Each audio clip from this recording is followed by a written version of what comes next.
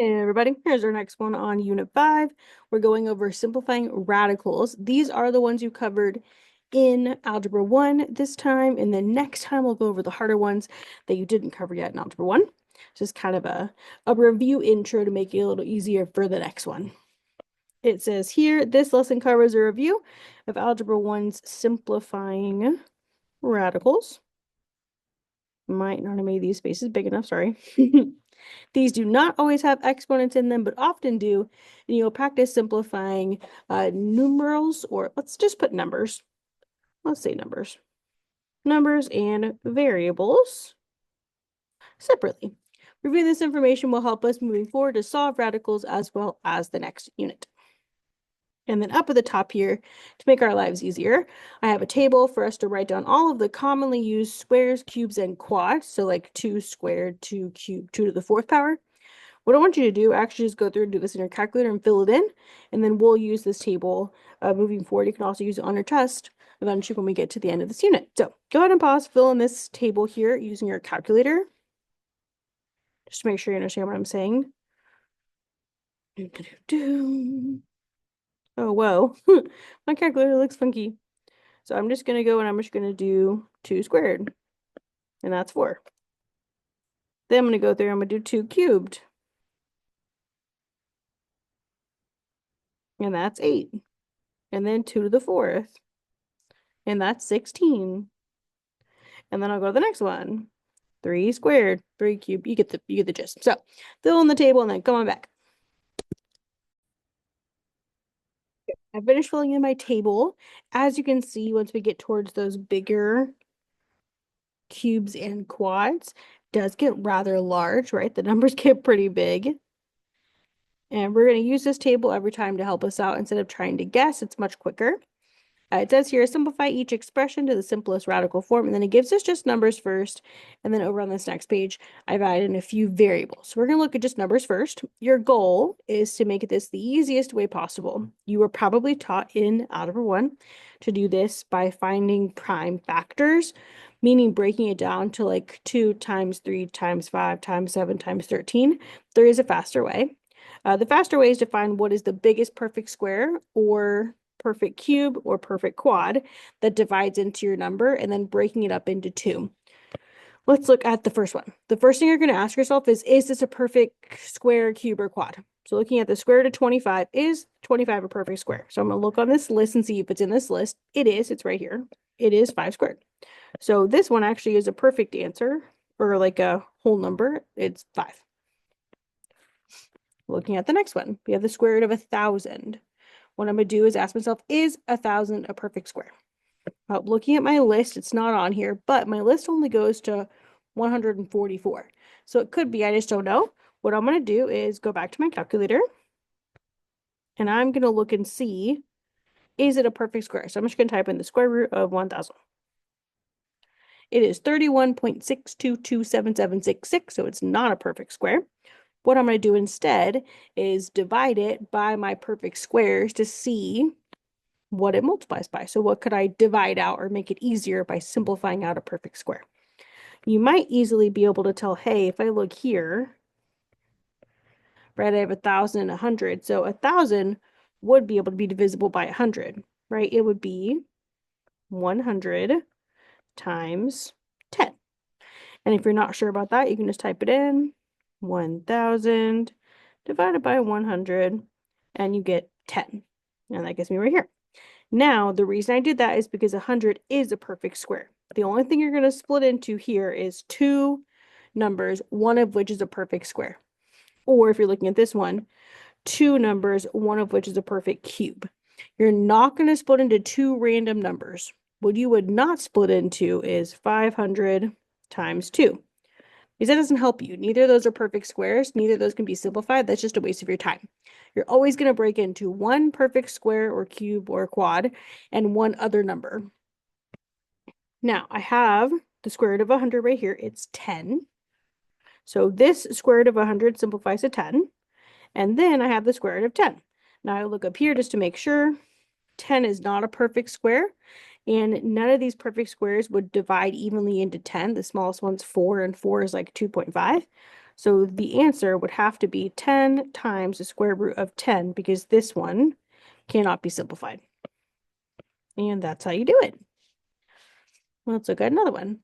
Here we have the cubed root of 64. So I'm looking at cube roots. The first thing I'm going to do is check my list and see, is 64 a perfect cube? It is. It's right here. So it's actually 4 cubed. So the answer for this one would just be 4. Let's look at the next one. We have the cube root of 48. Let's look at the list. Is 48 a perfect cube? No. There's nothing over here that's 48. So what I'm going to do now is try to see what could I break 48 into. There we go. That multiplies to make 48, and one of them is a perfect cube. So I'm going to look at my list here. I'm only going to look at numbers that are smaller than 48 because it wouldn't make sense for them to be bigger because they wouldn't divide in evenly.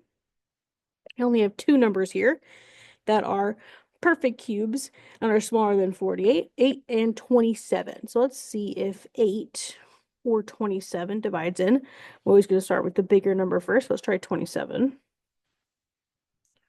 That gives me a fraction or a decimal, so it doesn't work. So let's try 8. That one works. I get 6. So 48 is 8 times 6. There we go. And now I can simplify the square root of 8. The square root of 8, you can see right here, is 2. So the cube root, or sorry, I said square root, didn't I? I meant cube root. The cube root of 8 is 2. So here, instead of writing cube root 8, I could write 2. And then here, I know this can't be simplified because it's not a perfect cube because it's not on my list. And none of the numbers on my list could divide into 6. So this would be the answer. If you want to put a little dot here because it's a little confusing, you can. I know that 3 can be a little confusing. So this is the same thing. If you want to do it separated out, you could also do it like this. These are the same thing. And just another way to write it.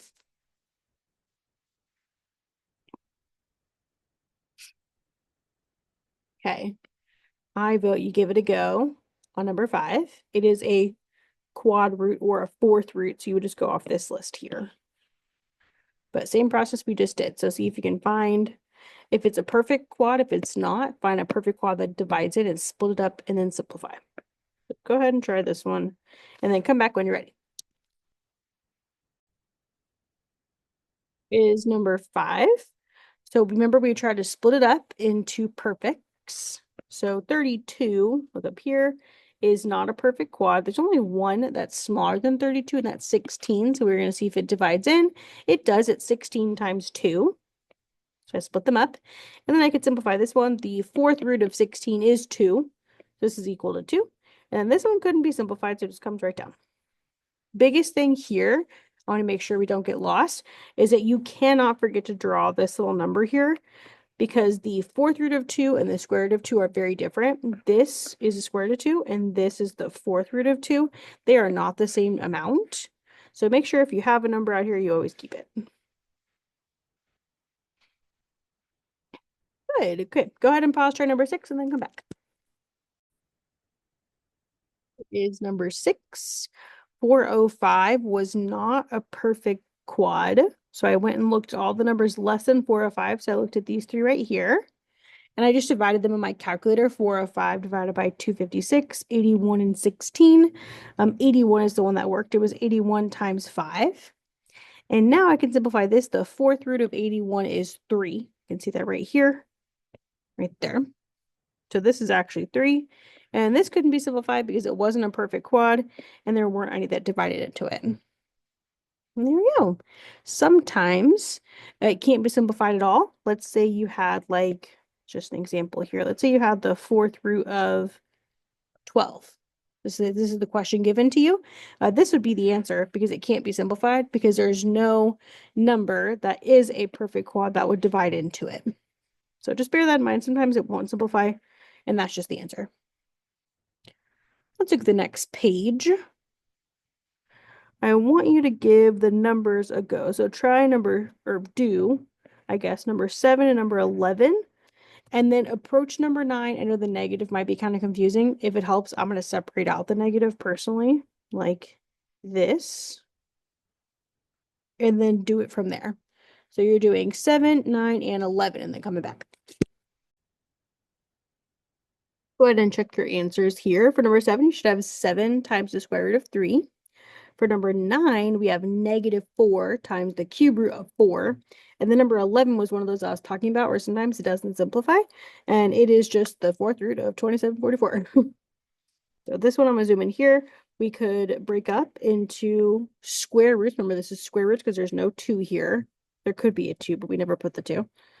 So that would be 49 and 3. 49 is a perfect square. It is 7. So 7 times the root of 3.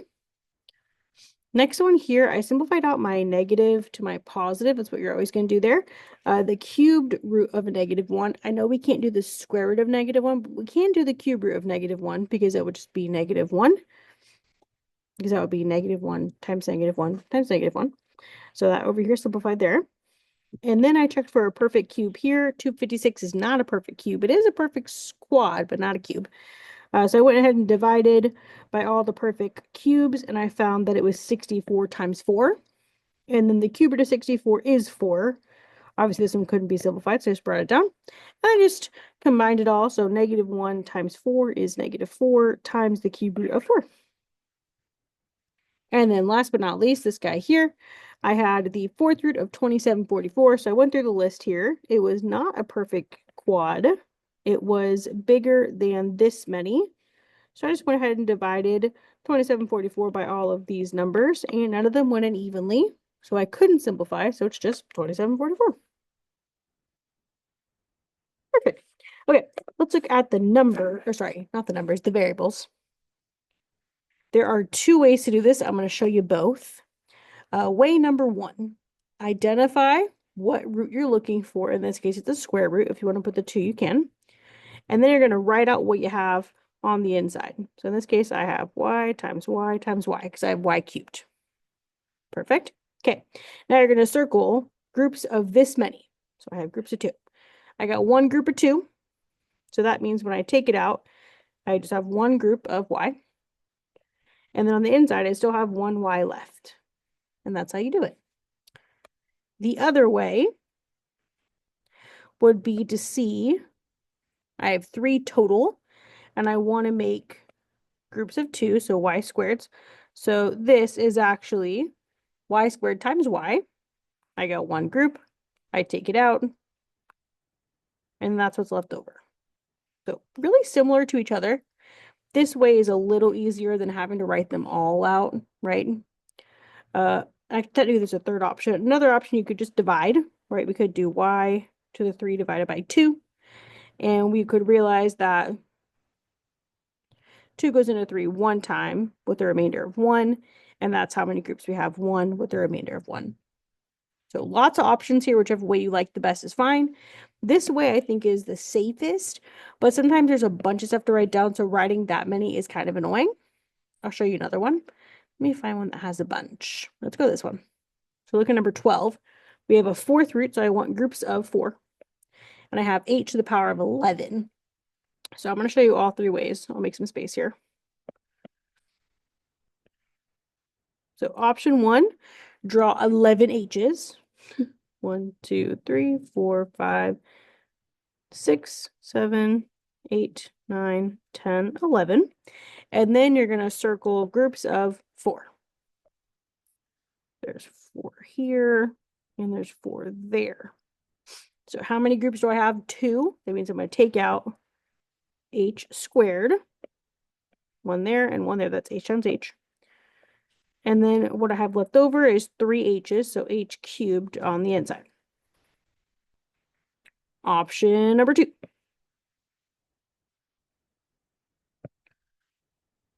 There we go.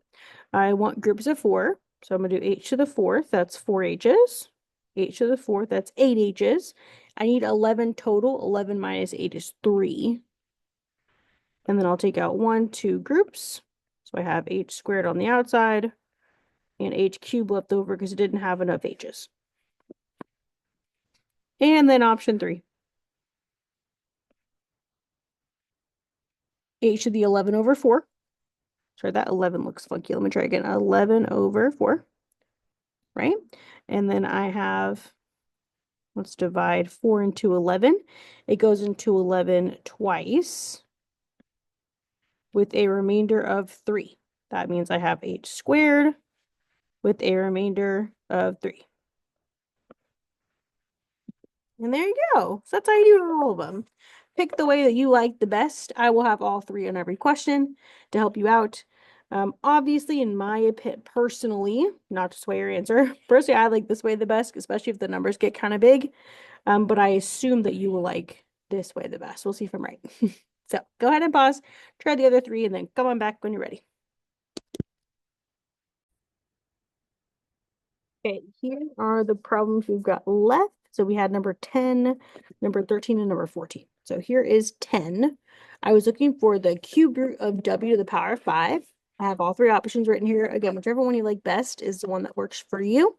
Just a reminder, when we're taking them out, here, that one doesn't make sense. Not this one, but when you're taking them out, you are taking out the cubed root of w cubed, which cancels out those cubes. You just take out one w. So you're just taking out however many groups you have.